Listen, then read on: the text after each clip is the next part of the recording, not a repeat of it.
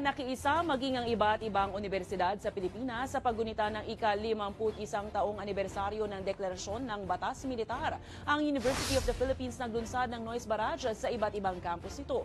Sa pag-iingay, nais nilang iparamdam ang kanilang mga sentimento sa mga kasalukuyang isyu ng lipunan, kabilang ang pagbabaluktot sa kasaysayan. Sa Baguio City, daan-daang estudyante rin ang nagmarcha at dumalo sa isang malawakang pagkilos, habang ang fountain sa harap ng Rizal Library ng Ateneo de Manila naman nagmistulang dagat ng dugo. Ayon sa universidad, sumisimbolo ito sa patuloy na paghuhugas kamay ng mga Marcos sa pagiging pasimuno ng malawakang patayan at pagkipil sa mga institusyon mula noon hanggang ngayon. Ibinahagi rin nila ang mga ito online sa ilalim ng mga hashtag na We Remember, Never Again at Never Forget. I think moving on requires justice. And up until this point, justice has not yet been achieved by a lot of people right now. A lot of people died. And, it's not something that we should go away peacefully.